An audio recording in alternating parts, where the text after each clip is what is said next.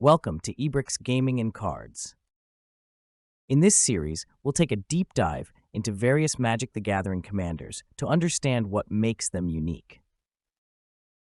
If you like the content, please like and subscribe.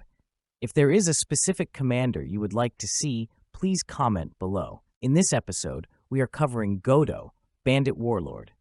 This commander is known as the Count to 11 and Win commander. For this commander deck tech, we will be trying to stay within a $250 budget. This will give us access to all but a handful of cards from the most competitive decks. Being a mono-red commander helps with the budget because the land base will not have to color fix multiple colors. Godo, Bandit Warlord, is a 6 CMC mono-red commander that has two key abilities. Godo's first ability is an Enters the Battlefield trigger that allows you to search your library for an equipment card, put it onto the battlefield, then shuffle. This tutor ability will allow us to directly put our combo pieces on the battlefield. The second ability triggers whenever Godo attacks for the first time each turn. This ability untaps it and all samurai you control, and then creates an additional combat phase after this combat phase. The main combo we are trying to assemble is the Godo and Helm of the Host combo. Helm of the Host can copy our commander because the clone it creates is not legendary. This interaction allows us to get multiple combat phases. Each time a new non-legendary Godo token is created, it triggers additional combat steps, letting us attack over and over again. The combo starts by playing Godo and using the ETB to put Helm of the Host onto the battlefield. You then equip the Helm to Godo and enter combat. The Helm's ability triggers at the start of the combat, making a new, non-legendary token copy of Godo with haste. Then we declare the clone as an attacker, triggering Godo's second ability. Whenever Godo attacks for the first time each turn, untap it and all samurai you control. After this phase, there is an additional combat phase. We can then proceed through the combat steps. After this combat step ends, Godo's second ability will create a new combat step. A key point is that even if the token Godo did not survive combat, the extra combat step will happen. We then go to the second combat phase, triggering the Helm and creating a new Godo, allowing his ability to trigger again. Then we just keep repeating by attacking with our clones and getting additional combat phases. If the opponent has a creature larger than Godo and takes damage, that damage is still marked on the blocker and will not be removed until the end of the turn. We can then attack again, adding more damage until the blocker dies. Due to the fact we have as many combat steps as we want, no number of non-indestructible blockers can survive the repeated damage. If your opponent has an indestructible creature, you can attack the other players with the Godo tokens, building up untapped tokens. Then we can use the untapped tokens to attack the final player all at once. This leads us to our game plan. We will ramp as much as we can. 11 mana is needed without protection. We then cast Godo and tutor Helm of the Host to the battlefield. We equip the Helm and go to combat, starting the combo. We are including some cards that independently add value, but also work together to create game-winning combos. The first of these combos we will look at is the Dualcaster Mage and Twin Flame combo. This combo works by having a creature on the battlefield and casting Twin Flame targeting the creature on the battlefield. Holding priority, you then cast Dualcaster Mage. Dualcaster Mage enters the battlefield, copying Twin Flame. The copy of Twin Flame will then create a token copy of Dualcaster Mage, allowing you to copy Twin Flame, creating a loop. This combo can create infinite creature tokens with haste. This combo also works with Heat Shimmer and Molten Duplication. The next three cards we will look at are all high synergy cards that greatly enhance our game plan. These cards are Treasonous Ogre, Hammer of Nazan, and Magnetic Theft.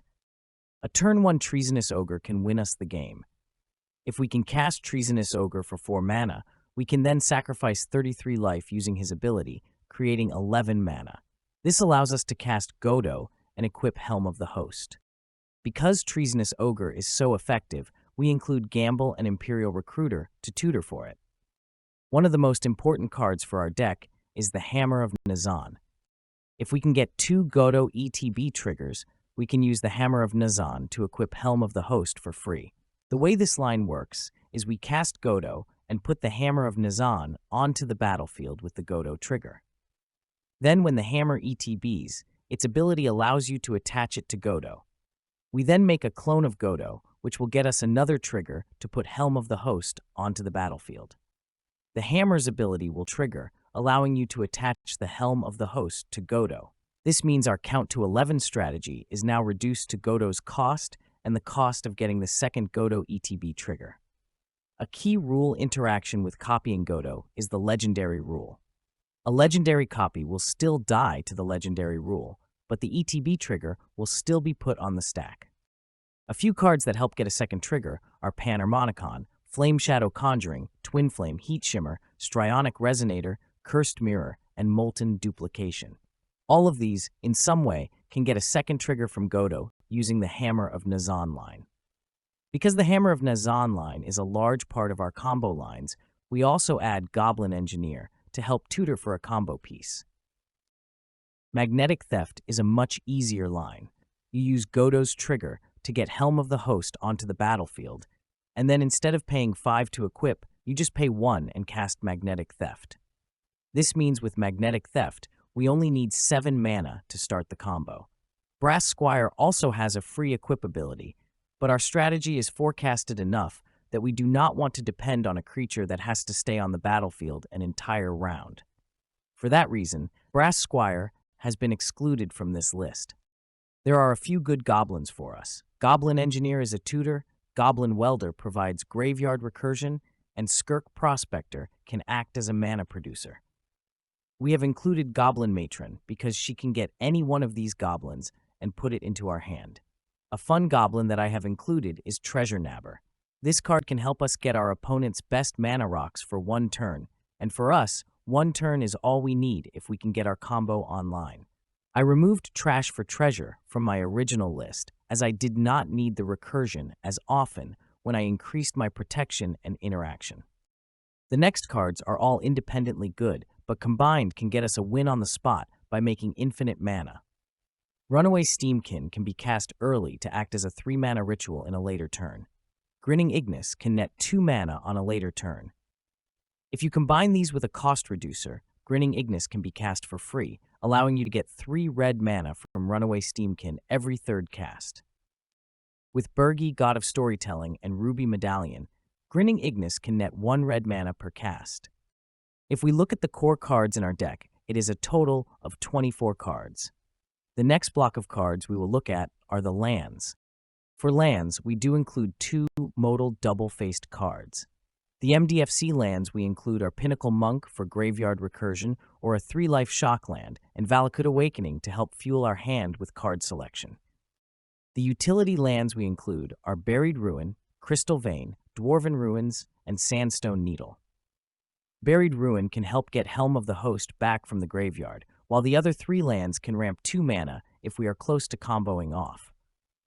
We will then add 24 mountains to make our land count a total of 30 lands. With our lands included, we are halfway there. The next group of cards we will include is Removal. This is important because a few stacks pieces can completely stop our plan. The first bit of removal can be tutored up with Godo triggers. These are Argentum Armor combined with Sting, the Glinting Dagger. Argentum Armor has an attack trigger to destroy a permanent, while Sting untaps the clone and allows it to attack every extra combat.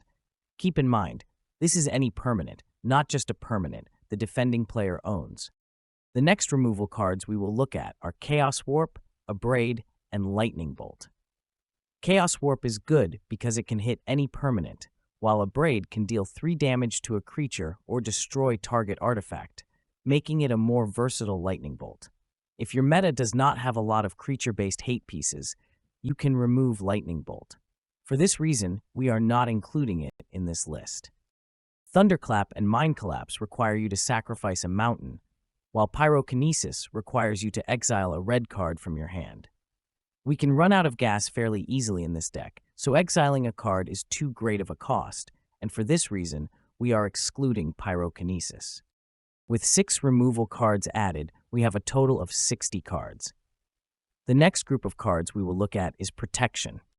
The first 3 cards we will look at are Welding Jar, Swiftfoot Boots, and Conqueror's Flail. Welding Jar can protect key artifacts, while Swiftfoot Boots can give our commander hexproof. Conqueror's Flail can act as a silence. Keep in mind it prevents spells, not abilities.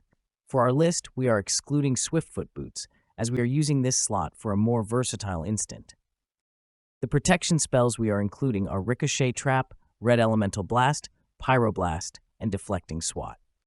Some more additions are spells that can copy other spells. These are Return the Favor, Reverberate, Display of Power, Flare of Duplication, and Reiterate. These can be used against counter spells, ramp spells, or just a valuable spell the enemy is casting. With protection added, this gives us a total of 71 cards. The next 3 cards we're going to add will help us keep gas in the tank. These cards include Anja's Ravager, Magus of the Wheel, and Wheel of Misfortune. Anja's Ravager is great if we have it in our opening hand, and the wheels can refill our hands at any point in the game. This now gives us 74 cards. We will fill out our remaining cards with ramp. The better we can ramp, the faster we can attempt a win with Godo. Some notable ramp cards include Wayfarer's Bauble. Land ramp is good because artifact and creature removal cannot affect it. Sol Ring. Cryptic Trilobite can build up counters and be used for equip costs, and Everflowing Chalice can be used turn 2 or 3 to make a single big rock. Jeska's Will, Seething Song, Geosurge, and Ironcrag Feet are all mana-positive sources that can be +2 or +3. The following sources are all +1 mana per card: Simian Spirit Guide, Rite of Flame, Pyretic Ritual, and Desperate Ritual. Repeatable mana sources that produce more than 1 include Thran Dynamo, Soulbright Flamekin, Glittering Stockpile, Worn Power Stone, Honor-Worn Shaku, and Relic of Legends. To complete our list, we will add 2 CMC mana rocks. These include Arcane Signet, Mind Stone, Fellwar Stone, Prismatic Lens, Thought Vessel, Fire Diamond, Liquimetal Torque, and Fracture Power Stone. This gives us 100 cards and right at our budget. The next section will provide some alternate cards and upgrades to our current list for a higher budget. The first thing to discuss is extra turn spells. Unlike the blue versions, after you take your extra turn with these spells, if you do not win, you will lose the game. I prefer not to include these, but if you want to go all in, these can push an earlier attempt to win. If you cannot go fast, the next best thing is to slow down your opponents. This can be done by messing with their lands or taxing their spells. Stacks cards are a popular choice for competitive Godo decks. Improving your ramp with fast mana can help with earlier attempts. One of the best ramp cards in a competitive meta is Dockside Extortionist due to the amount of early turn artifacts. If you have a lot of mana rocks that produce 3+ mana, artifact untappers can create a lot of mana each turn. If you are having trouble keeping gas in the tank, you can add a variety of card advantage and draw cards. This includes card selection that can create treasures like Big Score and Pirate's Pillage. If you have made it this far, thanks for listening. And remember, this series is not only for understanding your commander, but also about knowing your enemy's commander. If you would like me to dive deep into a specific commander, please comment below.